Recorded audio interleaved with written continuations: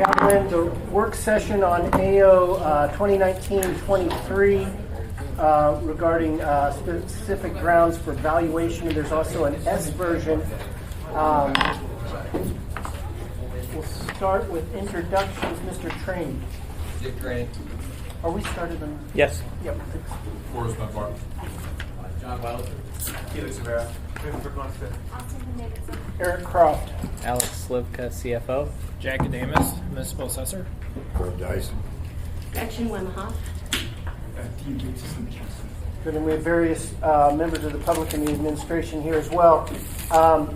We have a long series of meetings this afternoon, work sessions on various topics, so I want to be as efficient as possible, keep on schedule.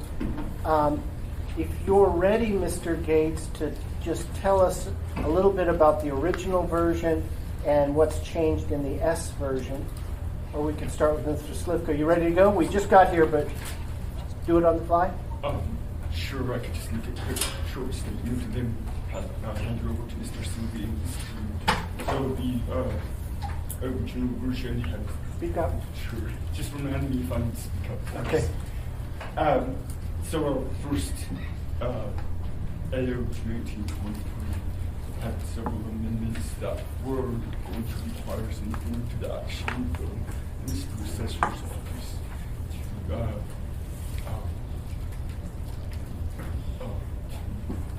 evaluate who had applied for appeals and cross-reference that with who applied for state or federal disaster relief and recovery assistance. And that number, as you can see, immediate refers to 10,000, 12,000, something like that. And so that would be a huge administrative burden.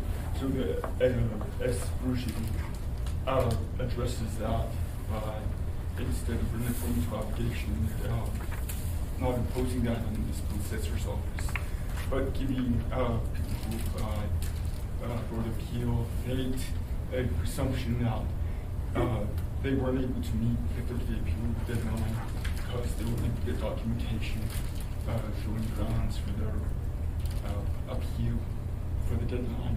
And they'll have to do that 30 days after that appeal deadline passes. So 30 extra days of that presumption if their appeal is based on reduced valuation from the damage. And similarly, for corrective assessments, which are after appeal period is done, also just a presumption, no obligation to the assessor to go out and request reference to data. Finally, that last section of the ordinance had an addition of earthquake to the disaster tax relief section of the code.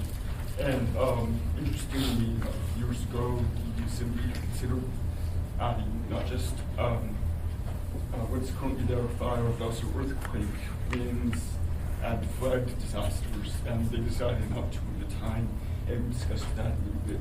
So that section and into that is being taken out because an area-wide disaster would require refunding tax payments to thousands of properties, potentially bankrupt municipality. There's that risk there of being there. So that's where that last section is taken out in this version. That's, I think, the difference between the original and the S that I've described. Mr. Chair, I'd like to jump in briefly. Yeah, so Mr. Constant and then Mr. Slivka. So the overarching purpose of this ordinance was that we recognized that there was the potential for people to discover harm later in the process than this 30-day appeal allows in code and in state law. And so we worked hard to come up with a solution that would provide the assessor's office and the public some flexibility, but we didn't want to get to the point we realized our original work had created kind of a dragnet. They would have to go out and do active work to find people. Instead, what we've done here is when a person brings a complaint forward, or not a complaint, a real issue, like, look, this happened in the spring, it melted, and now we have a problem, but we couldn't report it before the 29th of February or 20th of February, gives them a tool. And so, but we didn't make it so proactive that we have to go out and actively investigate. Instead, people have to come to us. So that's the gist of what we're proposing here. And the idea of adding earthquake to the disaster section, while it makes sense on its face, when you start to dig deeper into the potential implications of what that might mean, depending on what time of the year that earthquake happened, if it was the first part of the year, we could literally bankrupt the city. And so it's a scary thing to contemplate. So we decided to step back from that and study that section more for later. That's why the S word. Yeah, backing up even more, and then Mr. Slivka, Mr. Constant and I are working on this. We originally thought, and Mr. Dyson, others, Mr. Dunbar, anyway, a lot of the assembly members thinking, is there a way to extend this 30-day deadline that everyone has? And to remind everybody, it's from when you got the green card with your valuation, which for all of us was January 15th, and the period ends Valentine's Day, February 14th. So it's coming up. That's the period for you to appeal your valuation, to say, my home is assessed at X and it's not worth that because of the earthquake or any other reason. The date of when we take valuations is January 1 of this year. So you say my house was worth this much on January 1. I say it was worth less or more. You could come in and say it's worth more. Most people don't do that. Here's why. Just extending that 30-day deadline created a whole bunch of problems. One, it's prohibited by state law. That didn't really stop Mr. Dyson, but it slowed us down a little bit. And it also created a whole bunch of collateral consequences in terms of when we report our valuations, how we do review. So that didn't work very well. Mr. Gates found then, and as Mr. Constance said, we looked at this sort of fire damage thing, which is a different provision that says, yeah, my home was worth X on January 1, but then it got burned down on January 30th, so I shouldn't have to pay that. You're right about your January 1 valuation, it's just something has happened.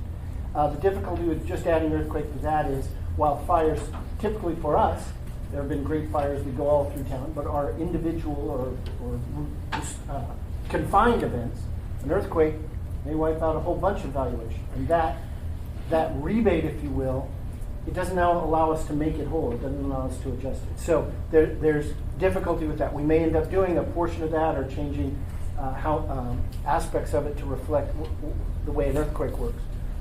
So then Mr. Gates led us to, well, there's already a second 30-day period. So you want to hit the first 30-day period. That's the real one. Second one says, I couldn't make that first 30-day period because of some good reason. Hard to get in, they reject some of those, but there can be situations where you get into that. And so what he proposed and what we're proposing now in the S version is to simply say the earthquake is a good reason for being in that second 30-day period. If you say, hey, I couldn't get my stuff together because of the earthquake, they're going to presume that that's a good enough reason to still hear your appeal. It's a presumption, I guess you could say, well, you had plenty of time, but basically it gives you a leg up on doing that. And the most important thing is that last year we had 347 contesting or appeals. They didn't all go to formal appeal, but they went to a request for revaluation. I bet the mayor that we're going to have triple that amount. And we're sitting at about double now, so that bet's looking not as good as I thought at first. So everybody out there needs to appeal their valuation. Even if you don't think there was a significant change, just go ahead and do that. It's $100, but you get it back if you just show up. So it's a small price to pay. Everyone files at the last minute, so you're still on track. There you go. And of course, the thing we want to keep hammering for people in every public forum is the deadline that is cleanest, that is best for you to do by, is the 14th, Valentine's Day. So forget about flowers and chocolates and things and dinner reservations, and just remember to file your home appeal by that date, because this allows you to come in afterwards, but it's better to do it at that date. Did you want to be in before Mr. Slip? Yeah, just a quick question. Does that mean with your bet that you'll pay the $100 filing fee so you can increase the amount of people? Well, if they promise They promise to show up, they get it back. I know. So I just want to get on the public. You're going to pay the $100. Oh, it's starting to be a bad, yeah. Mr. Weddle. So I have a question. So I mean, if we're just saying that particular earthquake is a reason to be in that second 30 days, why put it in code? Why don't we just have a resolution saying here's what we think? It seems kind of odd to have a code for you to make a reference to one particular earthquake. Yeah, that's a good question. Mr. Gates, is it in a temporary section of code, or is it just refer to this particular event? It refers to this event. On Okay. page 3. That might be just a judgment call on the drafter's part. I think from one perspective, you don't want this to be resolution because that isn't really how it works well. The admin, the board could ignore it to the resolution. It could be in wording names that's not codified. It would hardly be in code that we have to force law to put that assumption out there. I think given the underlying doc and so forth, I just went with putting it in code because if so when a year from now says, wait a minute, why didn't I get this to appeal before or something, even though looking for it, well, if it's in code, it's readily available to the public. A little bit in terms of code section, it's right there in front of you. If it's not in code, they would have to contact, they would have to track it down. Plus, it'll be a reminder for everybody for all time of what we went through. But it's only good for. Yeah, it'll only apply to another this month year, or two, right? But they'll have to remember what we went through years from now. Well, let's rename it the I've been- crop. I've been postponing you. Did you want to get in? I would just say that what you've heard from Mr. Constant, Mr. Gates, and Mr. Croft is correct. The administration wants to work with homeowners to make sure that they have every opportunity. The intent has been stated many times is that when the ground thaws in April and May, and all of a sudden your garage has sank, and now you notice you have significant damage. We believe this legislation, as it's written, allows you to appeal your assessment, and we are very comfortable with this as it's drafted right now. Yeah, I think it'll allow you to give you a leg up, allowing you to appeal for an additional 30-day period, which goes from mid-February to mid-March. I'm not sure it gets us to April, but maybe I'm misunderstanding. I think what it Yeah, does, Mr. Constable. if you look at the way the state law works, I believe, and correct me if I'm wrong, that once the municipal assessor determines that the assessment is incorrect or needs to be reassessed, once they conduct a reassessment, they can do that anytime. Then there's 30 days after that point, right? And so what this provides for is when a person comes in on April or even June, if they could prove that it was related to the earthquake and the thaw, then that would not by default, but it would empower the assessor to make a determination, we're going to reassess this property. And once that's done, then the 30-day clock starts, they can appeal that. And so we're just effectively using the kind of a loophole in the state law to provide a benefit that could happen. And to Mr. Weddleton, to your point, and also to Mr. Gates, I thought that we had language in here that stated that it's when it's an earthquake that was a declared emergency. So that this could be generalized to future earthquakes, right? Not just specific to this earthquake. And I see the plain language, I get it. No, I see it now, but I believe that we had originally intended to frame it as a general approach with an earthquake that was a declared emergency by the mayor or somebody. Okay, so then two questions I'd like people, starting with Dean, to ask. Was I even right? So does it do two things? A presumption for this additional 30-day period and the ability, some better ability to reopen, or does it just do one or the other?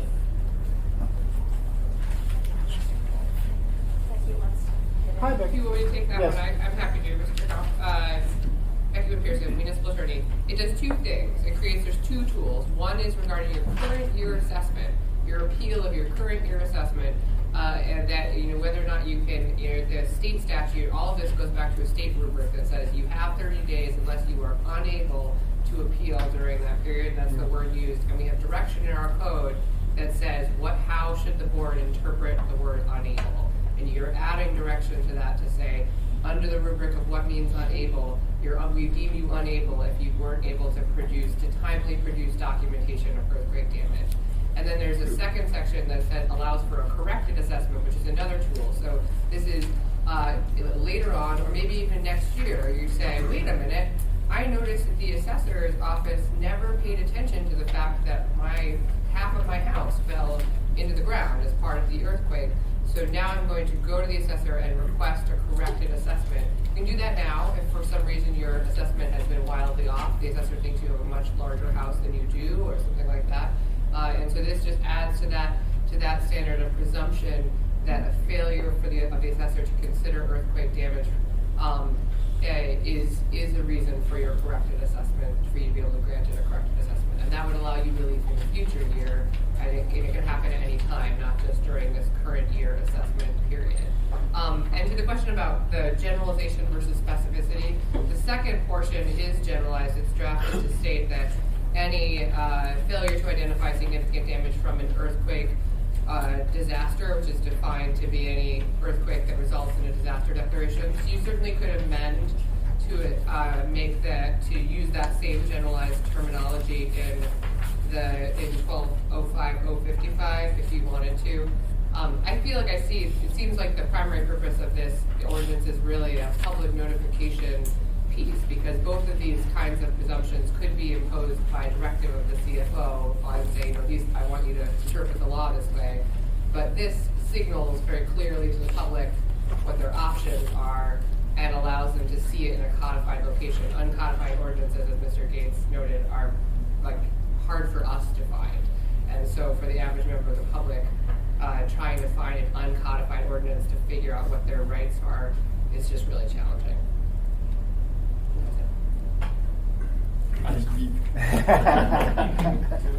Good idea. Who else? Any other comments? Yeah, Ms. I just want to clarify, section 4, it says that this is not being amended by the municipal code is not being amended by this ordinance. Everything is crossed out. So does that answer a question about finality? There's a certain section that's not being amended. I just wanted to clarify that I understood that. What's the effect of that provision in D, what's left and what's crossed out? You want to address that as well? Yeah, I believe what the attorney's done, and they'll correct me if I'm wrong, is we initially had established that in the original version, and in the S version, the things that we were going to change were not changing. And so under section 1215.025 is not being amended by this ordinance, the clear language there. And so that's what it effectively is stating, that we aren't changing that section. It's somewhat confusing in an S version because some of the crossed out is things we're not deleting on page 5 disaster tax relief. We're just not affecting it by this. And so we wanted to indicate that in the S version, but sometimes, yeah, that leads to a conclusion we're decimating whole sections of the code. Thank you. We can if the committee wants, if the body wants, but we didn't intend to.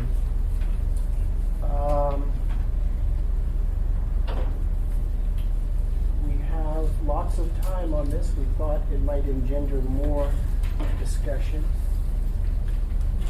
Yeah, Mr. Weddle. I just want to clarify something. So if someone comes in at whenever and says, half of my house fell down, so your January 1 assessment isn't right.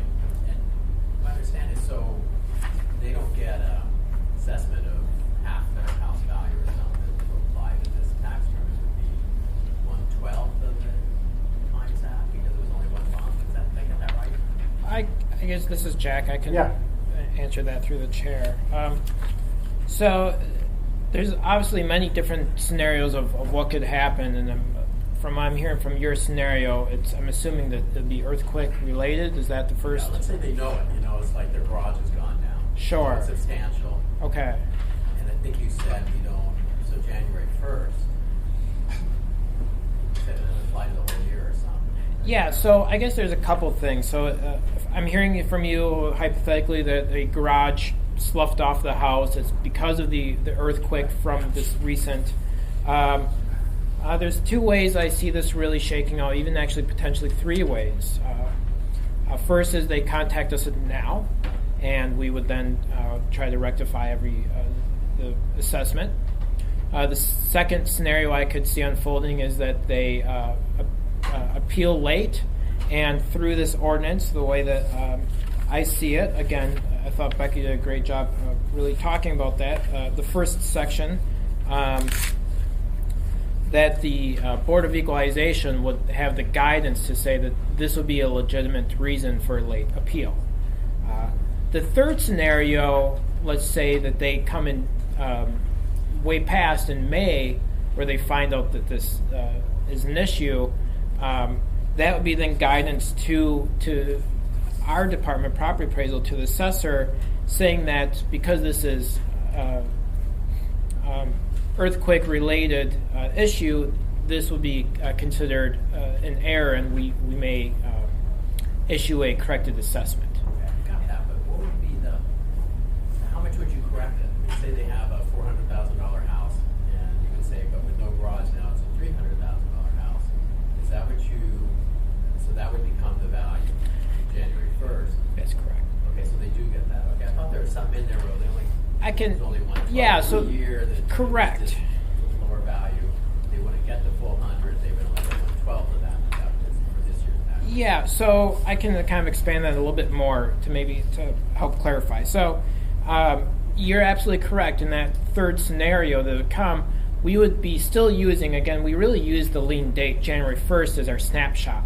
And so that January 1st would still be applicable in that third scenario. The $400,000 home, now take the garage off, becomes a $300,000 home. And that would be what the assessment would be for the entire year. I believe the scenario that you're talking about is more talking about the disaster relief. So we're proposing this to not amend this disaster relief at all. And so it'd just be fire, and it would not be applicable for the earthquake related. But through the chair to illustrate that further, what happens now if you have a fire on July 1? You come to the assessor, they reevaluate your home, they eliminate the value of the house. Obviously that changes your assessment, and you would then get reduced taxes for that year in question. The way this is working out relative to the earthquakes, you don't have damage apparent, then the damage shows up.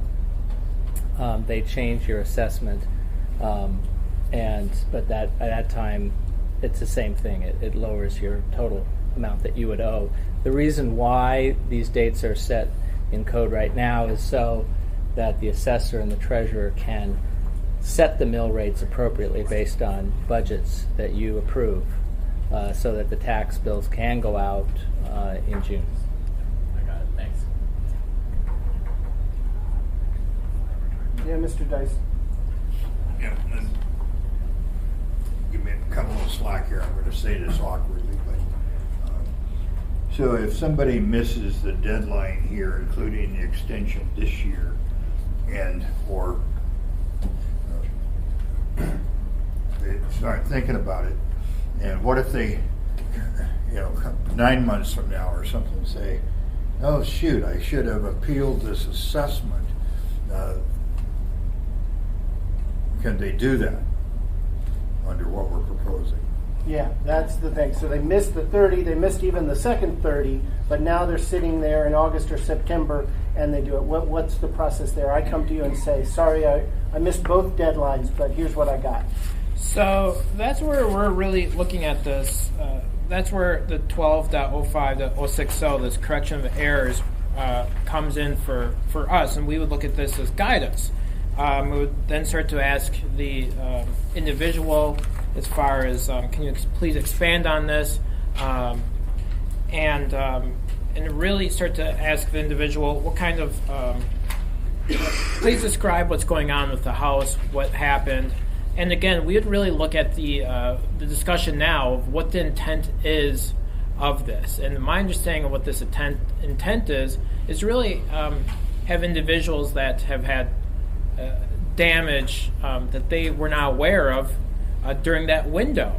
That's kind of generally my understanding of the intent of this. And so we would really try to follow that. Mr. Constant and then we'll go on with that, yeah. Yes, I think I understood the assessor to say we're working with the intent of this assembly here, to cut some people some slack. It's a technical question. So somebody lost their garage and $100,000 of their evaluation. You drop the evaluation for how long? And when somebody gets an exception like that, do you go back and check on them, or does it automatically revert to the they had a house partly burned down? Do you assume that they fixed it, or what happens to the future assessment? Yeah, so two parts of that question. The first, with the technical aspect of it is, we would reduce the value. That would be reflecting as of January 1st, 2019. So it would be all of 2019 would be what that assessed value would be. And then what we have been doing is we've been trying really hard to implement tracking on these earthquakes. And we've been placing a indicator to go and look at these properties at the end of the year if we have availability of depending on the resources of staff. So if it's something significant, we'll start to address that for looking at tax year 2020. We may or may not assume that it's been rectified. And also we will try to be looking at all these properties. You presently do that with fire damage? We do that with fire damage. Right towards the end of the year, we're also doing that with new construction. We're trying to get a snapshot of what percent is complete. Thank you. Back to Mr. Trainee and Mr. Constant. On correction of errors, how far back can you go to correct an error? My understanding with that, I'm going to have Becky help me on this, but I believe we can go back quite some time. Because I've got a constituent that for 20 years was charged for a well on her property. The wells never existed. When she came to the city, they said, you should have told us we were charging you for a well that doesn't exist. So I just want to know, do you think she can still appeal and go back 20 years and get her money back? Because the city's been charging her for a well that never existed. Well, I think there's a couple things on that, and that one gets a little bit different. At the same time, we have, when we assess property, we have to make a lot of assumptions. We're in an imperfect world. And so, at least with property appraisal, we're making assumptions all the time on these properties. And I believe in that particular case, too, we're using appraisal judgment on that particular property. And at some point, is it an error or is it an assumption that we should really just fix going forward? I'll send her back to you. She's 72 now. Okay. And she was told by the city, you should have told us we were charging you for a well. She never knew that until recently. Thanks, Mr. Chairman. Mr. Constant, and then Ms. McPherson, did you want on Mr. A lot of people want on. So Mr. Constant's been waiting, and then we'll keep it going. Thanks. So, Mr. Dyson, I also want to add to your question. I don't believe that there is any requirement that the assessor's office find that the damage was from an earthquake, right? So if someone makes a claim the damage was from an earthquake, in 9 months from now, it's going to get harder the further you go forward to prove it. And so some evidence would be required by the assessor's office. And so I'm hopeful that everyone knows this isn't a default when someone shows up and says, I have earthquake damage, that it's earthquake damage. You'd actually have to show some evidence, an engineer's report, some kind of documentation to validate that it was from the earthquake to get the benefit that we're talking about. And so just what we're talking about is that their office then has essentially the right to make the determination, right? So we're not directing that they have to find one way or the other. It's narrow. I think I have the W's in line. I have Ms. Wimhoff, Ms. Wynn-Pearson, and Mr. Weddleton. Do you want? No. Okay. Go. Okay, now it's all W's, and then Mr. Gates. Actually, Mr. Gates, did you have something on that? I was going to speak to Mr. Treni's question about, trying to file a claim for taxes wrongfully paid for the past 20 years. There was some case law on that subject. There's some limitations on how far back someone can file a claim for taxes wrongfully collected. And if I remember right, that cap is at 2 years, so there's no obligations or statutory limitations. Great. Ms. Wimhoff? Now, I'm kind of taking on the questions Mr. Trainee and Mr. Dyson, following up on it. So, also had people, the cards go out, we all get phone calls from our constituents, why, et cetera. And, constituent, his went up 20,000 in a year and it hadn't gone up. But his comment was, well, it's because they put some more expensive houses down the road and everything. So my question is, will these assessments impact the surrounding properties? So, I think in short, in the overly simplistic answer, the answer would be no. So my understanding is that a lot of these properties, or at least the earthquake ones, they can be isolated. Some of them we're seeing, there's pockets of neighborhoods. There's condo projects, for example, too, where it impacts all owners. But I think it's reasonable to assume that it can be isolated as well, where one neighbor has been hit hard and then the next neighbor over is doing okay. Can I follow up on that? Yes, ma'am.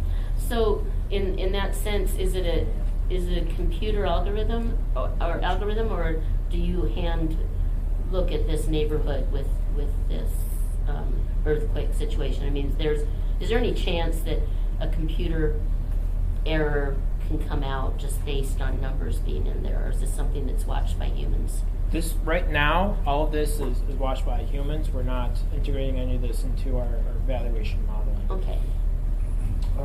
Ms. Wynn Pearson, I apologize. Oh, no problem. I was, like Mr. Gates, going to offer some thoughts in response to Mr. Training's question, but he has beaten me to the punch. So You guys are just love fest, referring to each We're other. on the same page again. You didn't want in, Mr. Weddleton, but now you just have to. Well, reading what's in here, so you have 2 years and you say, hey, I don't have a well. You can go back 2 years. But if you find that tax property which has been omitted from assessment for any year, so is that like 100%? I'm just reading from page 4 of my 30. Made there after the assessment tax for that year or any future time. So if you just didn't have this property and house on the rolls at all, you go back and get them for as long as you want. So that you find you didn't get all of it, you can go back to forever. That's Individual only has 2 years. Is that correct? I can't speak in all of that. I can speak from at least part of that. We had one particular case where we had a escaped house that wasn't on our assessment, and we did make adjustments. I don't believe we went back indefinitely. I believe we went back 6 years. And generally, the 6 years is a guidance that we've done, which is derived from a specific court case that I can't cite right now. So that's the one part of your question. And the other part of your question, I don't really feel comfortable answering. As I far can feel as the outrage if we get to go back 6 years, but the public only gets to go back 2 years. But we'll flesh that out. Beyond this a little bit. And through the chair, I don't know that we have a lot of say over that. That's good. I'm getting some whispered information from Cam Weiss behind me, who's the real expert in our office. But they're really looking at statutes of limitations and state case law. Like the question of how far back retroactive tax relief can be granted is bigger than this provision of code and is governed by a series of state laws. So there's not a clear answer. Generally, statute of limitations is more applicable to us as 6 years. Generally applicable to individuals, it's more like 2 years, but there's arguments in there as well. So, but again, not something that we really affect by this code change. And Mr. Trainee and then Mr. Dyson, do you want to Thanks, Mr. Croft. Question for you. Page 3 of 5, line 43. Which version? You reference S version. Reference a Point McKinney earthquake.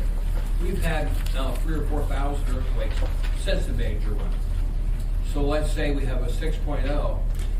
Will this still apply now because it was an after effect of the 7.0? Or is you can just so focus on the 7.0, none of the aftershocks matter? I think the answer was one referred to the specific one, and the second provision referred to any declared as a natural disaster, and so it depends on whether they got declared as the next one got declared as a natural disaster. But I'll let smarter people answer.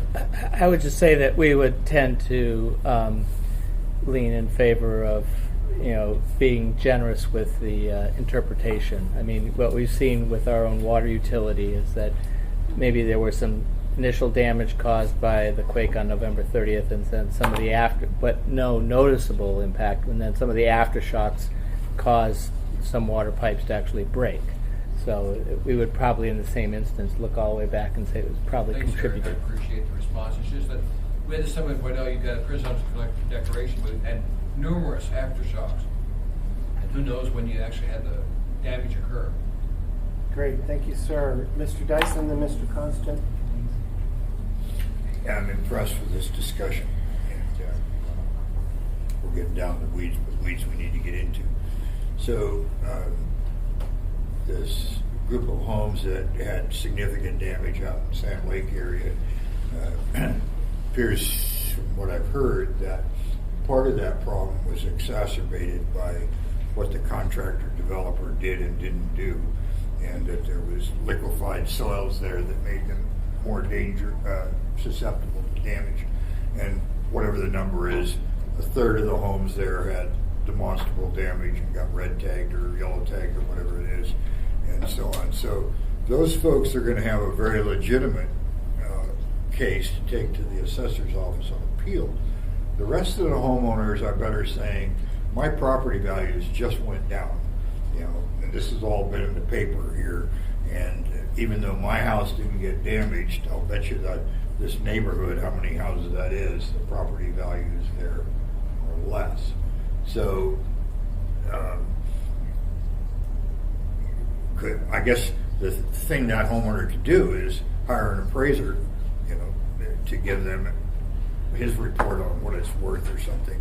But is that a legitimate sort of thing?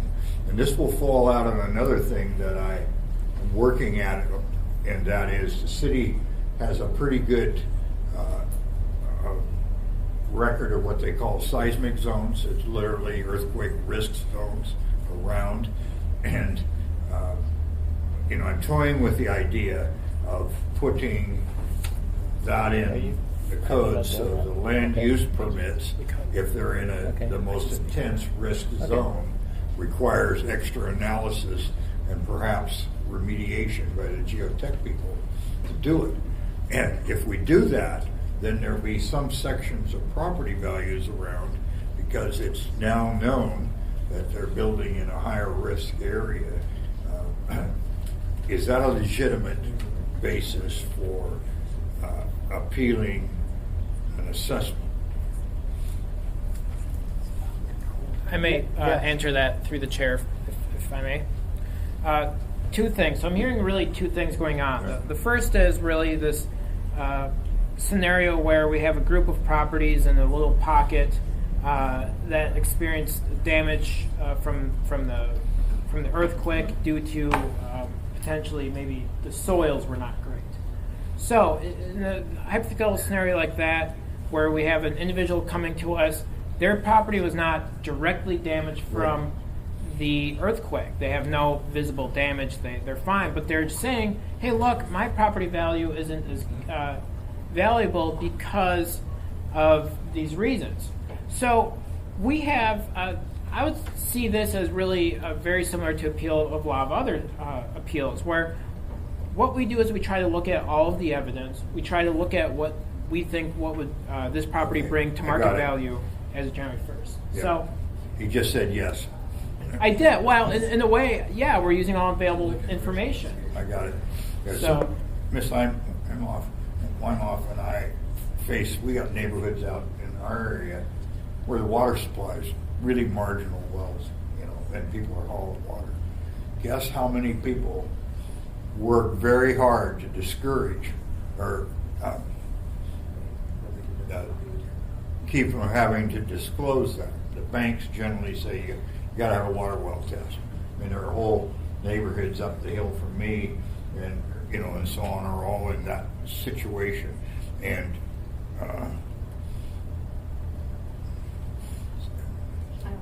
My water's weak right now. I've got a tank and a pump. But You guys want to do this offline, or you want to do it right here? I'm just giving him some more All thought. right. yeah, so they would.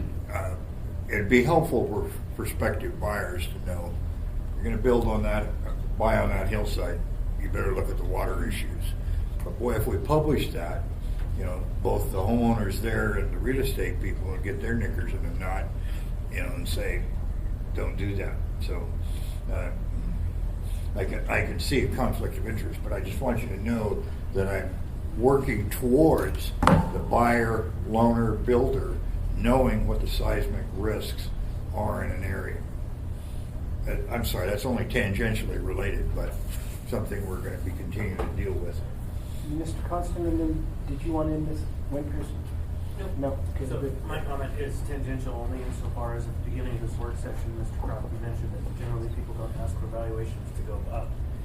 And I have a neighborhood that I've been in conversation with Jack over here and with Alex, where one neighbor on one lot wants his assessment knocked down because of the prevailing conditions on 3rd Avenue, and one neighbor wants their values raised. And so it does in fact happen. It may not be common, but it certainly does. Ms. Wimhoff. She's not. She's gonna die in that house. Oh, shoot, I just had a Dyson. Yeah. The Dysons recover and they come back, so we'll circle back to you when it does. Thank you. We've used up the available time. We didn't have to. I think the fire retardants issue is going to be have a lot of content to it, so I'd like to start it on time. We can't start it early. If we're done, I'd like to ask people to be ready about 5 minutes till we'll start directly on time. But any last comments on this, Ms. Wimmoff? It came back to Good. me. Yep, they always. Okay, thank you. And Mr. Dyson made interesting comments, and I think it's always good to bring those items up. Insurance companies worry about those things, and we do. We have floodplains, and insurance companies care about floodplains, and out in different. We have areas in Chugach Eagle River that flood regularly, and those folks can't necessarily get any flood insurance. So that is something to consider in that. And I just wanted to kind of tally on, not necessarily that it's a good or bad thing, but that we already do something similar to that for other disasters. And that was all I had to say. Thank you very Great, much. I appreciate it. If we're done, not trying to shut anyone off, we can take a short break, and then, like I said, I'd like to be back 5 minutes till and start promptly at 1. So with that, this work session is adjourned.